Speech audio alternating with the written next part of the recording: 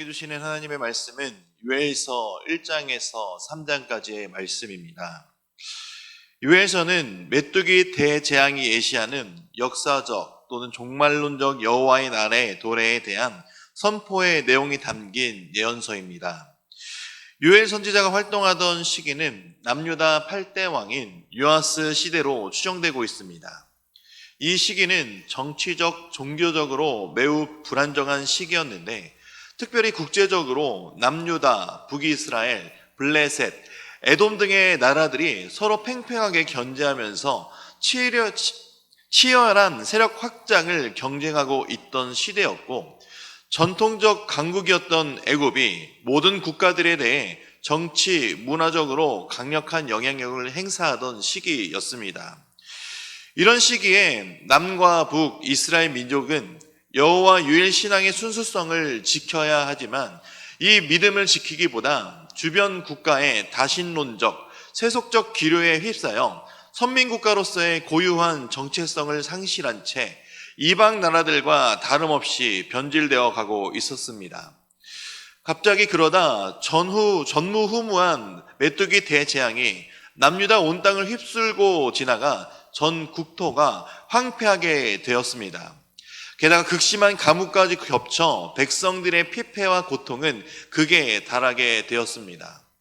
백성들 중 일부는 하나님의 심판으로 완전히 망하게 되었다고 생각하며 절망하였고 반대로 일부는 그저 우연한 자연재해로 잠시 위기가 지나가면 모든 것이 정상화될 것이다 라고 안일하게 생각하였습니다.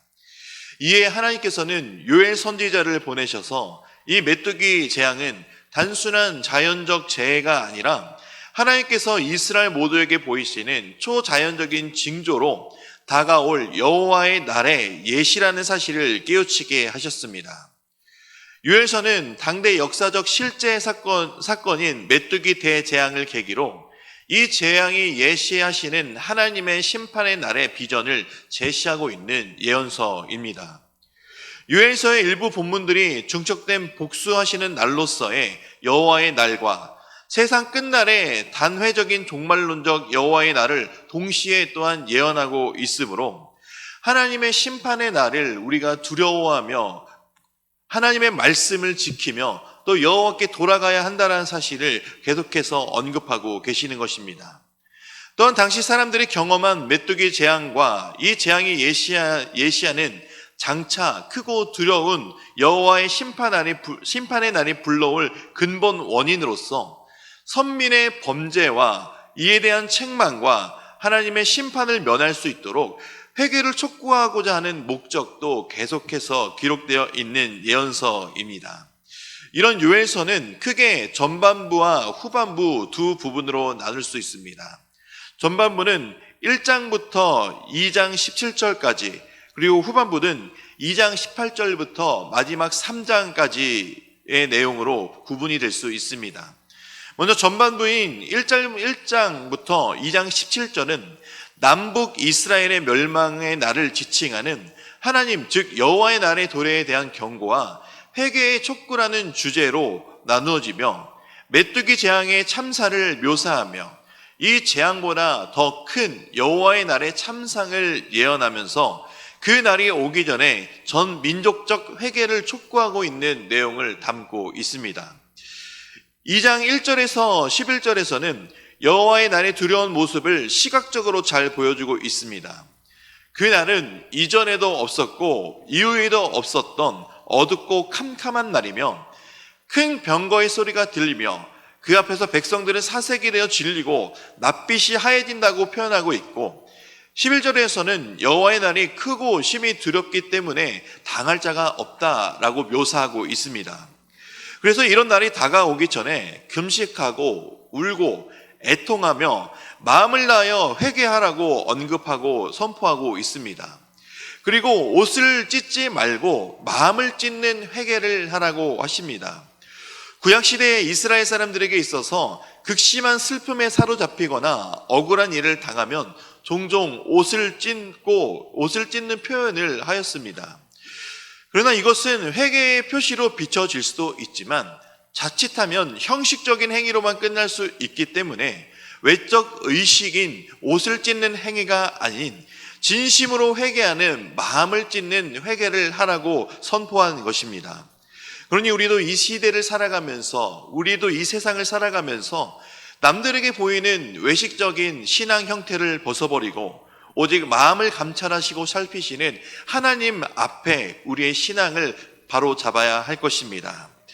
후반부인 2장 18절에서 3장 21절까지는 1차적으로 바벨론 포로 해방의 날과 세상 끝날 등의 여호와의 날에 이방 원수들의 심판과 선민의 구원과 축복이 동시에 또는 완전하게 실현될 것을 예언하고 있습니다. 전반부가 여호와의 날이 심판과 공포의 측면을 제시하였다면 후반부의 여호와의 날은 구원과 축복의 은혜의 측면을 주로 제시하고 있습니다.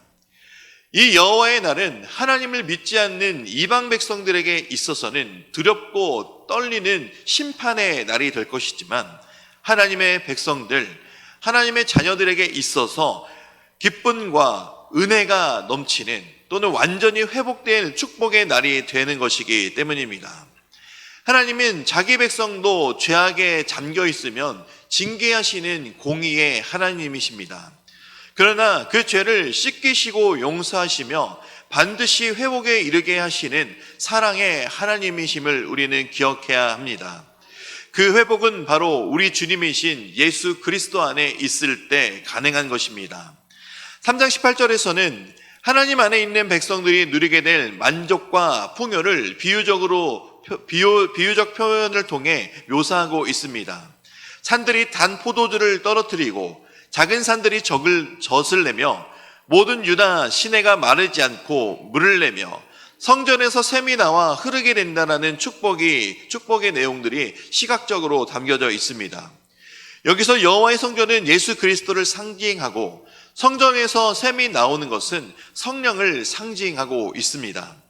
결국 예수 그리스도 안에 속한 성도들은 주님 안에 성령으로 인하여 풍성한 생명을 누리고 살게 됨을 예언하는 것으로 볼 수 있습니다. 그러니 우리에게 있어서 참 만족과 참 유익은 세상 가운데 있지 않습니다. 바로 우리를 위해 죽으시고 부활하신 다시 오실 예수 그리스도 안에 있다라는 사실을 우리는 항상 잊지 않아야 할 것입니다. 우리가 예수 그리스도 안에 살아갈 때 주변 상황은 빈들 같고 마른 상황 같을지라도 그 속에서 참 만족을 얻을 수 있다라는 사실을 믿으시기 바랍니다.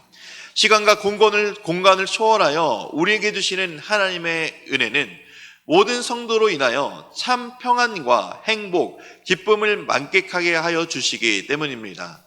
비록 나는 부족하고 연약하고 약할지라도 하나님은 부하고 강하고 능하신 하나님이시기 때문입니다.